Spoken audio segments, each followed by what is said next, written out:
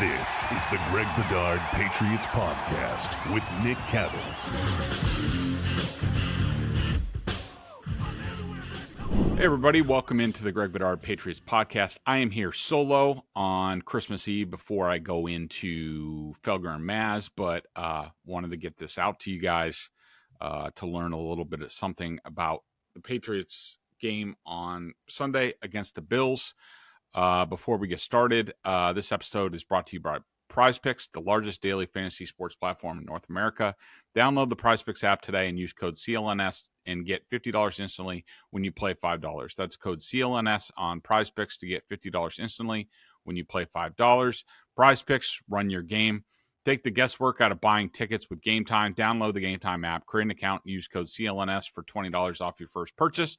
Download Game Time today. What time is it? Game Time. And Naterno Home Services is my home comfort company. If you're looking for a team that puts your comfort first, visit naternohome.com/Bedard. That's NOTTURNO home.com/Bedard for 10% off your next service. It could save you up to $1,000. Better get moving on that. Don't know how much longer it's going to last. Big picture, sort of where are we? Patriots, as we know, ended up losing to the Bills by 3 points, 24-21 on a frigid night in Buffalo. I guess the most immediate thing is, okay, well, what does this do about Jerod Mayo? Well, Jerod Mayo and his future.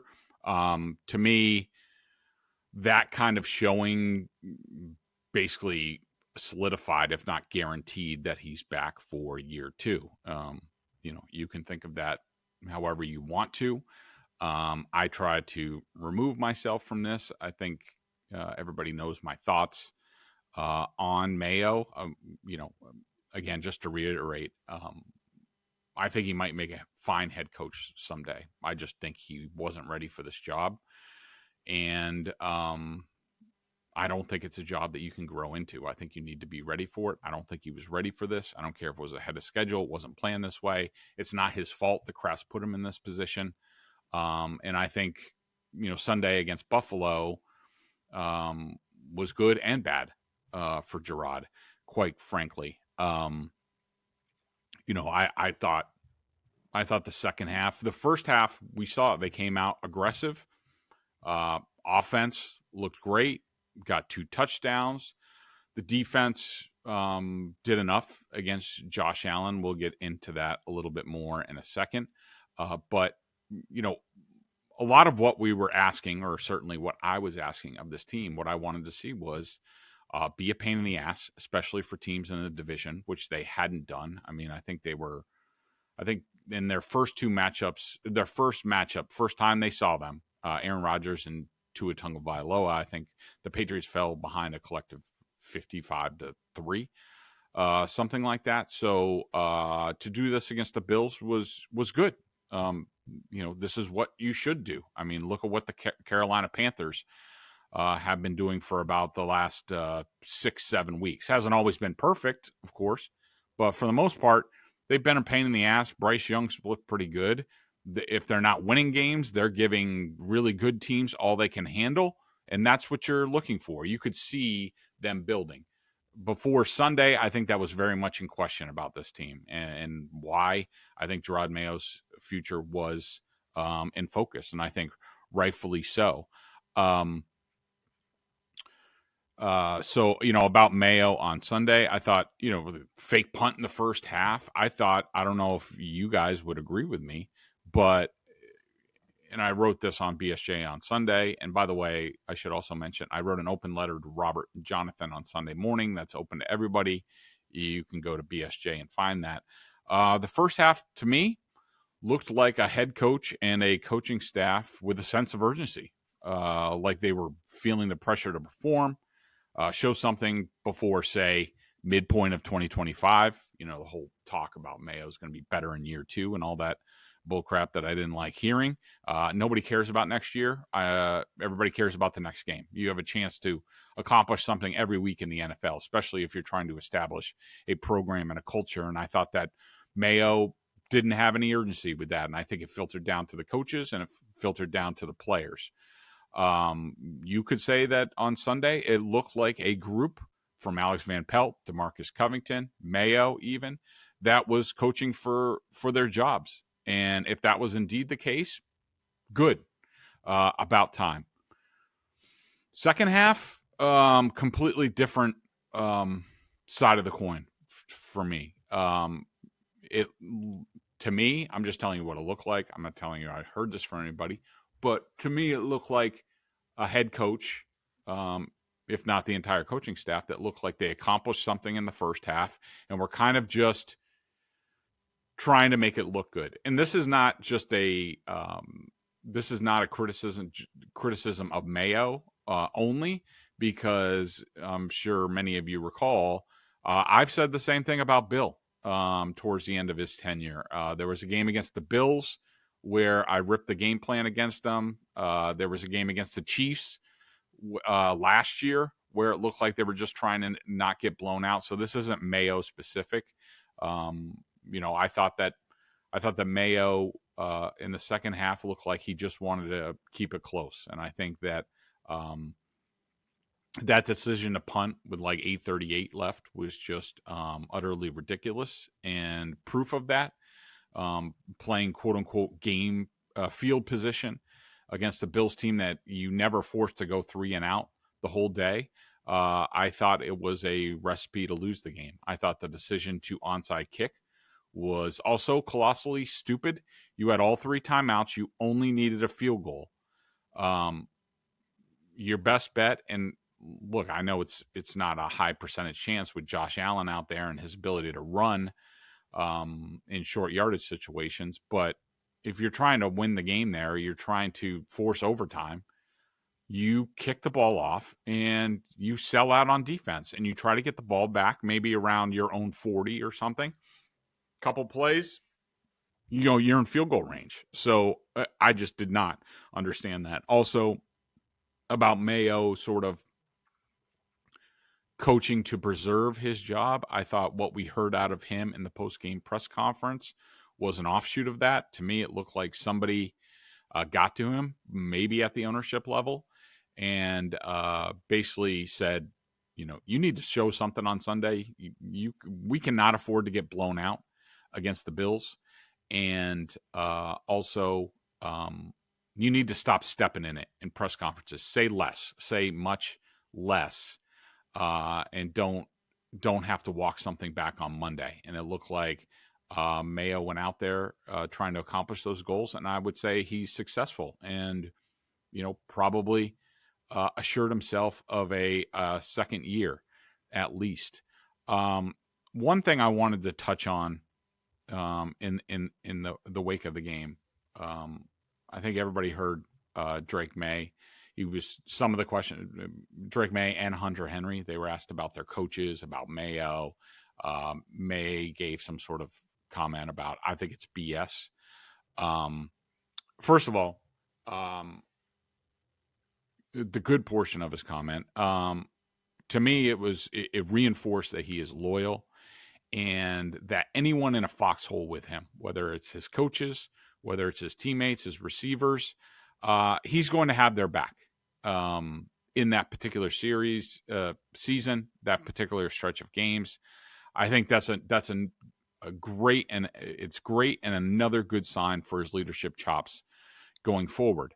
However, but with all due respect, I don't give a crap about Drake May's opinion about Jerod Mayo, and it should not bear any weight on anything about his job status. Probably does, because I think Robert Kraft at this point is an overly sentimental owner and no longer looks at things critically. He looks at things, out of ego and, wanting to prove himself. But back to Drake. Look, he's 22 years old. He's a rookie. He's won 1 game this year. And between Mac Brown and Jerod Mayo, quite frankly, Drake May has no idea what good football coaching might look like. Related to this, when of course the reaction about Drake May's comments was, vindication of Jerod, and look at this. And it means Jerod's doing X, Y, and Z, which, I totally dismiss. I said to myself, I wonder what Justin Herbert had to say about Brandon Staley. And I looked back. This was not even after the game. This was the day after the Chargers suffered the third largest collapse in postseason history. Remember, they were up 27-0 on the Jaguars and fell 31-30. This was the next day. Justin Herbert said, everyone would be lucky to have a coach like Staley. He's been an incredible leader and has the respect of everyone on our team. He's genuine, he's himself, and he has been the same person for 2 years. Great. And who knows, maybe that swayed the Spanoses. That turned out ultimately to be a not very bright decision.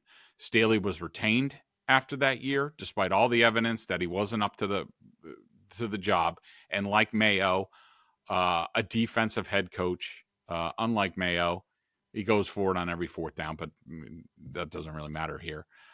Staley was retained, brought back for the 2023 season, and he was fired with a record of 5-9. So, long story short, I don't care what players say. I don't care what players say about coaches. It bears no weight to me on the situation. It's not accurate. I expect them. I don't expect the guy to come out, especially a first-year coach. Maybe year 2, year 3, you might hear some different things at the podium, but to me, it means nothing. And so that's where I am on that. Prize Picks is the best way to get real money sports action. With over 10 million members and billions of dollars in awarded winnings, Prize Picks has made the daily fantasy sports accessible to all. You just pick more or less on at least 2 players for a shot to win up to 1,000 times your cash. Run your game all season long on Prize Picks, America's #1 daily fantasy sports app. I love it. I'll be using it on Christmas Day. And by the way, speaking of Christmas Day, make your holidays bigger and brighter with Prize Picks, the best place to get real money action while watching your favorite sports. You can now win up to 1,000 times your money on Prize Picks. Join now, because this holiday season, Prize Picks is giving away 2 free picks in December, and they're giving away $30+ million in rewards during Picksmas. On Christmas Day, if Jokic, he only needs 1 point for you to win one square. This week is the 7 days of Picksmas, while Prize Picks is giving you a shot at $1 million along with daily rewards for just playing. Download the app today to use code CLNS to get $50 instantly after you play your first $5 lineup. Prize Picks, run your game. Let's deal with the Patriots offense against the Bills defense. The Bills have not been great on defense. Their stats over the previous 4 games were horrible. They were down 4 starters on defense, and I think it showed. They were not good in this game. They had a tough time against the run. They had a tough time against Drake May. But my big sort of, 10,000-foot takeaway on this is I know he had the pick. I know we'll talk about the lateral in a second. But to me, I thought this was a very positive game for Drake May. I mean, I went into this game not knowing, can he hold on to the ball in the cold? How's he going to do in Buffalo? But to come out the way that he did, and I got to tell you, the Bills threw the kitchen sink at Drake May. I mean, they came out hot and heavy from the get-go. For the whole game, I have them they went all-out blitz, or at least rush 6. 10 times in this game. That's absurd. The Bills never blitz, and they sent guys. May dealt with it all the time. I thought he was really good in the first half. Second half was a little bit of a struggle, but still, he graded out slightly positive for me in this game. It was sort of like a 50-50 game for him. The interception, in my mind, was a pass that should have been thrown out of the back of the end zone. He rushed it There was pressure on him. Michael went to a lot of pressure on that play, and he thought Cooper was going to go flat. Cooper went to the flag. Where they were, the 16-yard line of Buffalo, down 3, you just can't afford a turnover there. But, largely I'm not and the lateral to me it was shared between Alex Van Pelt, DeMontre Jacobs, and Drake May. That play never should have been called in that situation. Too many things had to go right, starting with DeMontre Jacobs cutting an athletic end like Gregory Rousseau. I mean, Rousseau could have just ran up the field.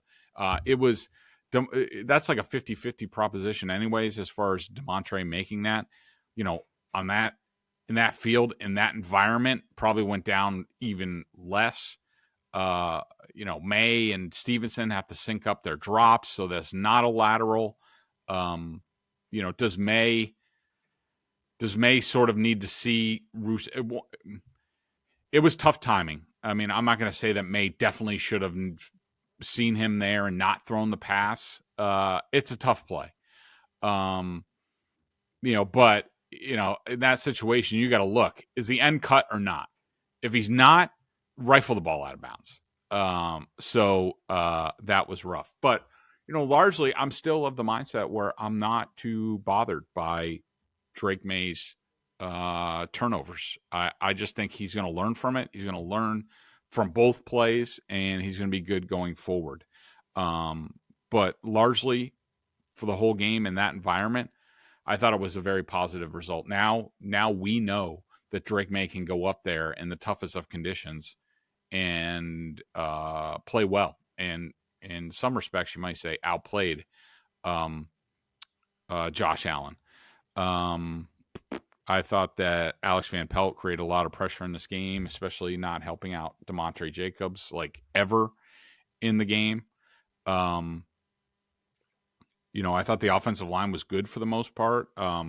May brought pressure on himself. I would say I think it was between the team, and a lot of that is scheme. That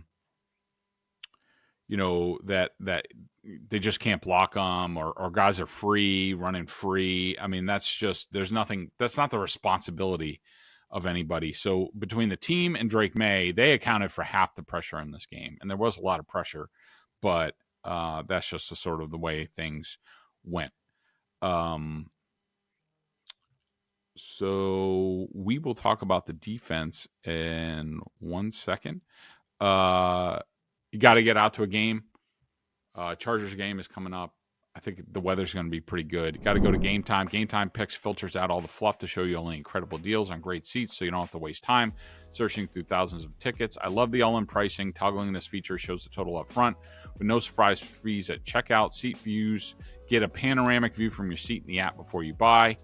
Last time I looked, you could get in the Chargers game in the lower bowl for $113 all in. You never see that. Download the Game Time app, create an account, use code CLNS for $20 off your first purchase. Terms apply. Again, create an account and redeem code CLNS for $20 off your first purchase. Download Game Time today. What time is it? Game Time. The defense.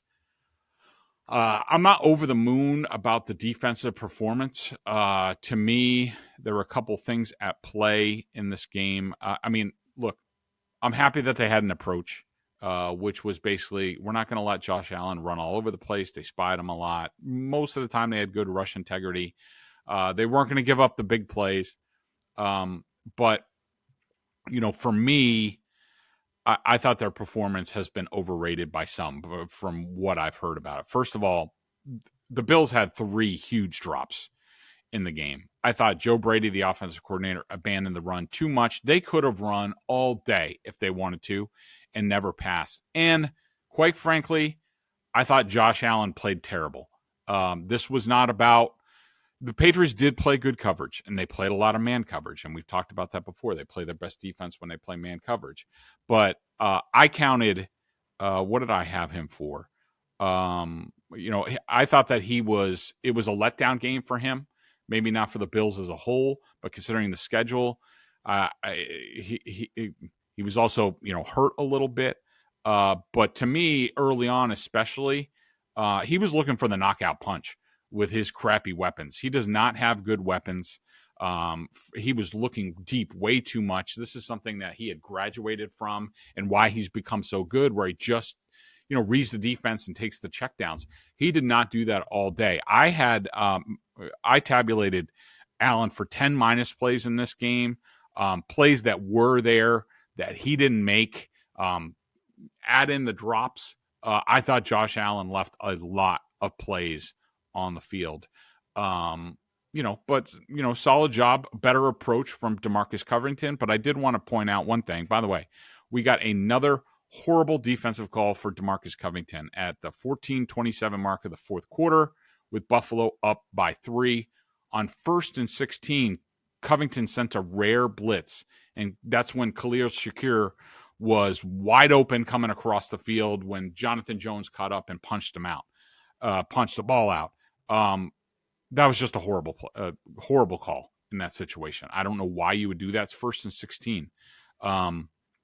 So that's my view on the defense, big picture stuff. I do want to tell you, when it comes to keeping my home comfortable this winter, there's nothing more important than having a reliable team to handle things like heating, cooling, and plumbing. That's why I'm so glad I worked with Noturno Home Services. These guys are local, they are family-owned, family-focused, and have been serving the greater Boston area for 15 years. I knew my heating system was on its way out. It was aging and struggling to keep up. When it finally gave out, I needed a new part to keep things running before the whole system could be replaced. Well, Noturno came through in a big way. They replaced that pump that day, free of charge, giving me heat for 3 more days until they installed my system. Who does that? Nobody but Noturno. They were on time, professional. They made the entire process stress-free. I couldn't have asked for a better experience. Noturno isn't just about heating. They're my go-to for plumbing, cooling, even water and air quality solutions. They've got the expertise to handle whatever your home needs. Here's the best part. You can get 10% off your next service with Noturno. That could save you up to $1,000 on your next project. Just visit noturnohome.com/Bedard. That's NOTTURNO home.com/Bedard for all details and conditions. Take advantage now before the end of the year. These deals won't last forever. Trust me, having a team like Noturno Home Services in your corner makes all the difference. Whether you need a quick repair or a major installation, they'll get the job done right. Check them out today. I trust Noturno Home Services. You should too. Real quick, wanted to give you my I closed things I liked, things I didn't like. Let's see. Things I liked. We'll avoid the running backs. I thought Austin Hooper was sensational in this game, especially with his run blocking. That catch over the middle was awesome. I thought Ben Brown, clean sheet. Michael Wenu, just one quarterback pressure, one stuff. And Vidarian Lowe were all really good in this game. I also thought Booty was really good. Bourne was good. And that's it offensively. Defensively, not a whole lot. Jeremiah Farms was awesome in this game. I thought Tavai was good. Jonathan Jones, Christian Gonzalez, Kyle Duggar had his best game in weeks, and Marte Mapu wasn't quite as good as everybody said. Things I did not like in this game.